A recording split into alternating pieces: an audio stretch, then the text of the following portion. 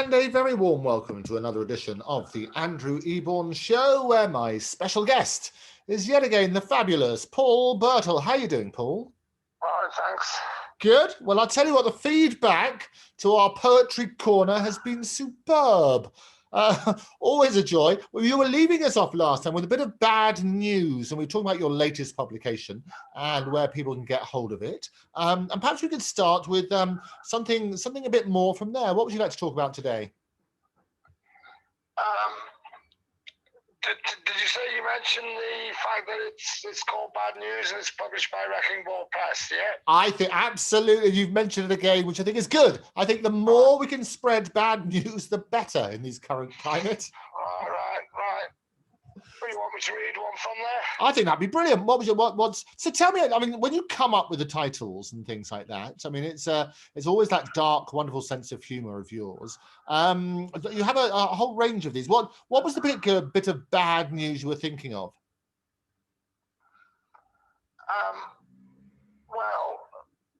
I normally take the title of a collection from one of the poems in the book. And the poem Bad News, I'll read. Okay, sounds good to me. Bad news. I'm always hearing of people dying, especially now I'm getting older. Somebody is always telling me someone I know has died. And soon, somebody somewhere will be telling someone in a casual way, I have died. I can almost hear it being said, Paul the poet's dead. Is that the epitaph you would like on your grave? Not particularly. I always like. I mean, do you think a lot about death? Does it depress you? I do think a lot about it. I always have done. Ever since I first heard about it when I was 6, my sister was telling my mother that a biology teacher was dying of cancer. And I thought, what's this dying? I've never heard of this before. And my life has never been quite the same since then, since I was 6 and heard that and realized that I would die someday. I mean, I wouldn't say I'm death phobic. In fact, sometimes when I'm feeling a bit low, I often look forward to it. But I am a little bit obsessed with death and dying. And yes, I do think about it a lot. And we touched on this last time. I mean, your father used to take you on these walks and have these very dark conversations with you, very full and frank, which for people would suggest that maybe for such tender ears may not even have been that appropriate. Do you think that molded your view on life? A bit, yes. Yes. It's just some people have a strong death consciousness. Most people don't. Most people only think about death really in old age, but I've been thinking about it since I was a child. Philip Larkin, who was also death obsessed, once said what amazed him about human beings the most was their ability to ignore death and dying. It's the one thing in life which is certain, isn't it? Death and taxes, the two things in life that are certain. They always say that. And do you think? I think most people don't really believe they're going to die. I mean, if you ask them whether they're going to die, they would say yes, but only because they'd appear stupid if they said no. But I don't think they believe it really, not deep down. At least not until right till the end. So do you think that's a good thing, or do you think people need to be thinking all the time of death? No, I think it's probably a good thing that people ignore it and don't think about it. Yes, yeah. Well, it doesn't make me particularly happy thinking about it a lot. Well, I guess if you use it as an inspirational thing to actually do today what you might otherwise put off for tomorrow, that could be turned into a positive. I mean, a lot of people are reflecting at the moment. Obviously, they've got more time to do so. A lot of people are locked down at home, and people have these dark thoughts. What do you do to comfort yourself when you have these thoughts? Oh, well, I don't know. Drink. Anyway, this one I was going to read you next is also on the subject of death, and it concerns my beautiful old cat who died earlier this year. He was nearly 22. Well, that's a good age for a cat. Yes, it's called At the Vet Again. Well, he's nearly 22, she said, and his kidneys aren't working that well, and he still has a heart murmur.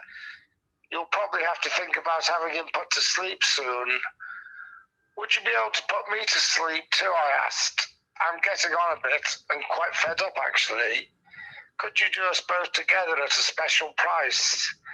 No, you'll have to go to Switzerland for that, she said. Sound advice about, yes, it doesn't happen over here. I mean, do you believe in euthanasia? Do you think that's the easy way out? Yes, I do believe in it. Yes. Yes.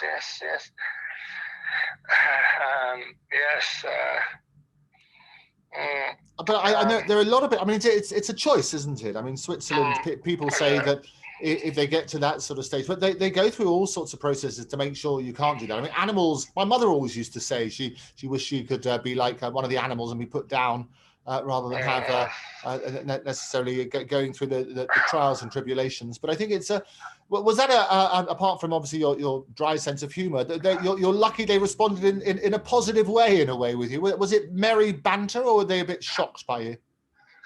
Well, to be honest with you, I made it up. Oh, you it's one of my black comedy made-up. Oh, I love it. No, but I can hear you doing it, you see, Paul. I think this is the thing about you. Yeah. But this next one's true. It's only short, and it's autobiographical, and it concerns my father again, who was a extreme Catholic, as you know. I see. And it's called Sex on TV. Whenever a sex scene came on the television, my Catholic father would immediately jump up and turn the set off. Then he'd stand there looking at his watch until he thought a reasonable period had passed and turn it back on again. I remember this happening a lot in James Bond films. I had problems with girls growing up. So that's a true story, that one? Yes. And it was difficult then, because people didn't have the remote control, did they? So people had to jump up and down and that sort of thing. That's right, yes. And so you were there, we talked about it last time, you were there with your siblings, 6 of you all together. But quite an age gap. I mean, there's 16 years between you and your eldest sister. How did you respond? Would you all gather around the telly watching programs? Yes, we did, yeah. But as I got older, they all started going off to university. So, I mean, one would leave each year. I mean, there were six children, and four of them went to university.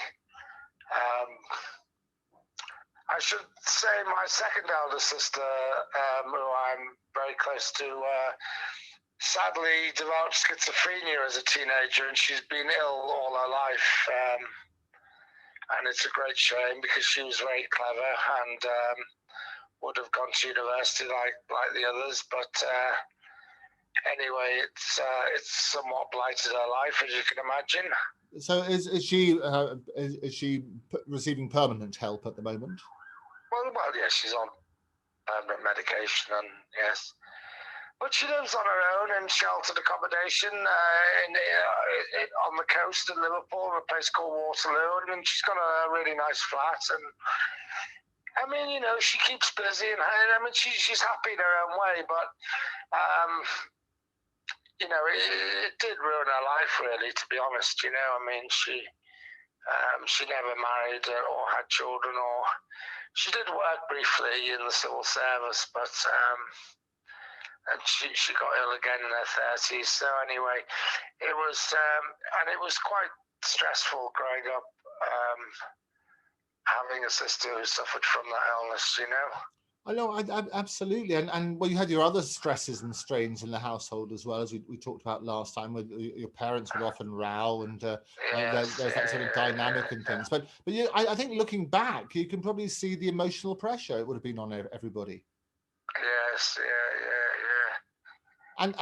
And also attitudes have changed a lot. I mean, we touched on this last time as well. I mean, attitude to mental illness has changed significantly from the 60s, hasn't it?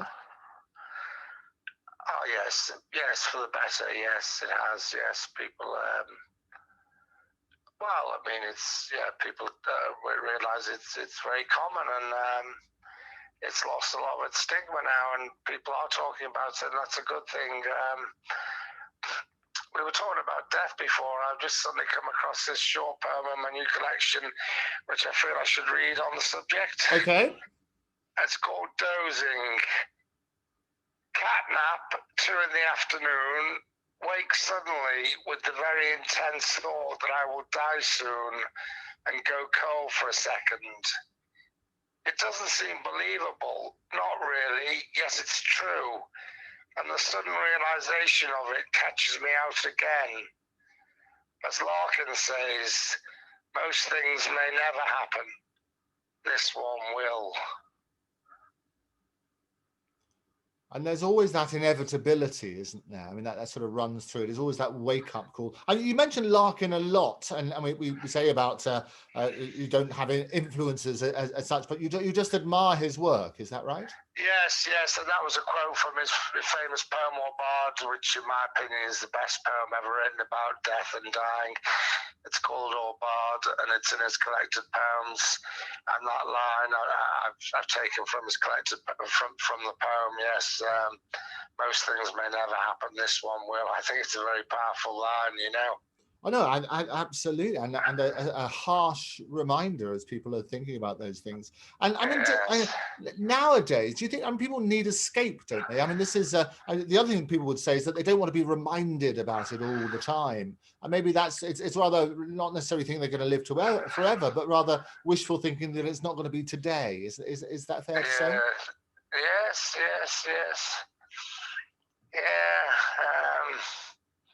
Yeah, I think I annoy people sometimes when I talk about death a lot, I think it pisses them off sometimes. Well, no, I mean, you talked about this last time as well, that you went in and upset a few students last time. Oh, yes, yeah. And they would throw things at you. Yes. This was a poem that John Cooper Clarke mentioned in the article. Okay. He quoted a few lines of it, so I'll read it in full. It's only short. It's called I'll Take Your Blood Pressure. Just relax, he said. Try to relax. Relax, for God's sake. It's going up. It's over 160. Relax, damn it. You're going to die if you don't relax. It's nearly 200. You're not relaxing. And that's when I fainted, the nurse told me later. I love it. It's got to go. Tell me that's a true story.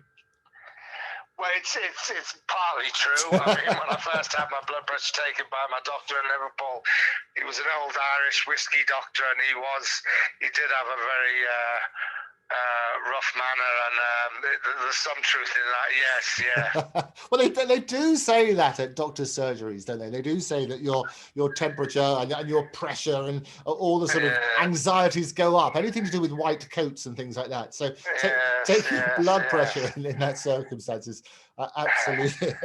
But never let the truth stand in the way of a good story. But it certainly makes sense on that sort of basis, and rather reminiscent of a bit of a Hancock. I mean, which of the comedians you enjoyed? Were you a fan of of Tony Hancock? Well, yeah, I was a bit young for him, really. Hancock's Half Hour, that was in the 60s, so I don't really remember that. But I've seen a couple of repeats of them on television. I've liked them. Comedians are like, I suppose I really enjoyed Fawlty Towers and things like The Office, and Rowan Atkinson I liked very much. Terry Thomas is a very funny comedy actor. Well, Terry Thomas was, I mean, even before, around the sort of time of Tony Hancock. So the Terry Thomas stuff is fantastic, isn't it? Oh, yeah, but they always show his films. Yeah. Oh, yeah, he was great. Yes, yeah. So it's always that slightly anarchic humour that you like, but it's all reflected on life. It's the reality of life where you're sort of shining a spotlight on it. Yes, that's right. And we touched on this last time as well, Paul, is that the thing about offence and how people always used to say that you needed a bit of offence in comedy. Do you think it applies to poem as well? Poetry? It can do, I suppose, yes, yeah. Yeah. It was the P.T. Barnum who always said that if you want to draw a crowd, start a fight. So a little bit of controversy doesn't go amiss, does it? Yes. As we're approaching Christmas, I thought I might read this one called Christmas. Okay, good idea. Christmas. I bought a large family turkey for me and the cat this Christmas. Feed 6, it said on the label, but I ate the lot. On New Year's Eve, I was kept awake by a party next door, which spilled out into the garden. I shouted at them to keep the noise down, and they told me to get a life. I have a life, I shouted back. I had a whole turkey to myself on Christmas Day. Look, tell me that one was true, Paul. What do you think? Keep you in suspense about that one. Yeah, oh, we love it. We love it. So how are you going to spend this Christmas? What are the plans? Well, on my own, by the looks of things. I mean, I sometimes go up to Liverpool and spend it with one of my sisters and her family. Or a friend around the corner often has a number of people around for dinner, but I would have thought this year with the lockdown, I'll probably be on my own. But I don't mind that. Yeah, it's. But yeah, but no cat this year. I mean, he died in January. You know. The vet put him down, or part of the story was true. Yes, he had some kind of stroke, but he did very well, you know. This one I wrote about him, it's just called Cat. I got him as a beautiful 6-week-old kitten, but time came and went, and eventually he died. He was nearly 22. I was as upset as when my mother died. Although there have been many intervening human deaths since, none have bothered me too much, really, and some I've been quite glad of. Human beings make a lot of noise when they're alive and think they're very important, but I don't miss them much, not like my cat. He was a far better friend. And was that true? Did you feel as though you had more affinity with your cat than your mother? Well, I didn't say that in the poem. No, I just said I was upset. As upset. As upset. Hey? Yeah, as upset. So as upset. Yes. Yeah. But a lot of people do. Yeah. They prefer their pets to the company of humans. That's right. Yes. Yeah. Yes. Well, definitely. I was very close to my cat, and I suppose I do prefer animals to people, if I'm honest. But that's okay. They don't. They're not too demanding. No. It is unconditional love. You sort of know where you stand with them. Would you get a replacement? I don't think so now. As he lived to be such an old age, I don't think I'll get another one. As I had him for so long. Well, 22 years is pretty impressive for a cat. We were talking about mental health issues earlier, and this is a poem I wrote some years ago. It's called 1 in 4. 1 in 4 people have had a mental health problem at some stage in their lives. I seem to know a lot of 1 in 4s. I myself am a 1 in 4. Sometimes there might be 4 of us out together and we're all 1 in 4s. I feel more comfortable with 1 in 4s, seem to relate to them better. I'm not sure, but I think my doctor is a 1 in 4. Very true. And when did you write that? Some years ago, it was in the communist newspaper, the Morning Star. They have a weekly poem, and they published that. And was it? I mean, obviously, mental health has been running through a lot of your life with your sister and the other pressures that we spoke about. I mean, when you wrote it, was it a specific brief that you were given, or the poem just came to you? I want to touch on this today. You don't remember? Oh, you still there? Yeah. Oh, you're trying to remember. I didn't hear what you ask me. Oh, sorry, Paul. I was just asking, when you wrote that particular piece, you said it was for the Communist and the Morning Star. Yeah. Was that because you were asked to write it, or there was just a piece so you thought you'd fill it with something on mental health?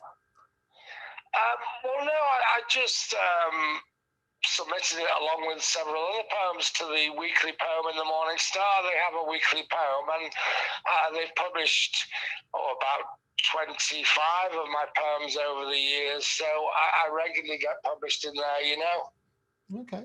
So no, all good. And where else? I mean, poetry, I think we used to always find there used to be a poetry corner in various publications. Where else do you get published? I mean, you obviously have your various books. And I used to get them in the Guardian okay. in the 90s, in the Weekend Guardian magazine. They used to have a weekend poem. I got in the Independent once. They used to have a daily poem, and then I had about 15 in the Daily Express when they had a daily poem column for some years. It's gone now. A lot of them have gone, unfortunately, but I get them in the Spectator as well, and I've been in the New States, but I've been quite widely published really over the years. Oh, no, I mean, know. lots and lots of poetry magazines that you won't have heard of, apart from you've probably heard of Poetry Review. That's the Poetry Society's magazine, and I've been in that a couple of times. And why do you think people lost their poetry columns? I mean, you're right, those publications used to have them on a regular basis. I used to enjoy reading the poetry columns. Yeah, I'm not really sure, to be honest with you, Andrew. It's I don't know is the answer to that. I know with the Daily Express, when they had a daily poem, because I knew the poetry editor, I met him a few times, and he said when they got a new editor, he just axed the poetry column. He didn't like it, he didn't want it. Okay. And I don't know why. Well, of course, the Independent is no longer a newspaper. That's online now. But they used to have a daily poem. As for the Weekend Guardian, I think they publish a poem maybe once a month now. But they used to run a couple each weekend, you know. Because I used to get in along with. They used to alternate between me, John Hegley, Simon Ray, you know. So they did about a dozen of them over a 5-year period. It was good, you know. No, it's great. And as I said, we should give a platform, because it's otherwise it gets a forgotten art. And I think encouraging people to write is always important. It's like if you go into a classroom full of 5-year-olds and say who can paint, every single hand in the room would go up. But if you go and ask a whole load of adults who can paint, you'll be lucky to see anybody. And I think encouraging people to try things. As you say, you came to poetry quite late. You're in your late 20s by the time you started that. I think encouraging people to put pen to paper is good, isn't it? Very much so, yes. It's a good point you made, yes.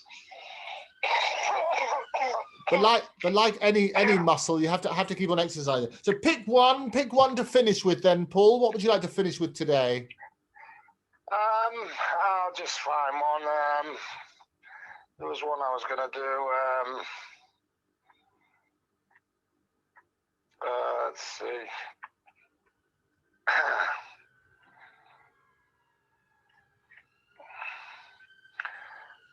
I should have had one ready. That's all right. It's good. We like the moment because you have one on your mind. Well, while you're looking for it, tell us the story behind it. What's the particular one you're looking for? Oh yes, it's this one here. Yes, it's a comic piece I wrote many years ago, and it's called Odd Behavior. Okay, let's finish on odd behavior. Just recently, I've taken to putting up 2 fingers at funeral cortèges and have been beaten up several times. My psychiatrist tells me it's just a phase I'm going through, a kind of midlife crisis, not unusual for a man of my age and background. I asked him, was it common? And he said in some parts of India, it occurs quite a lot, and referred me to the School of Tropical Medicine. Paul, it's always a delight. I won't even ask you if that one was true, but I rather hope that it is. Yes. Paul, okay, well, thank you, Andrew. A real delight. We'll be getting you back. But for now, Paul Birtill, thank you for joining me. Thank you. Bye. Bye-bye.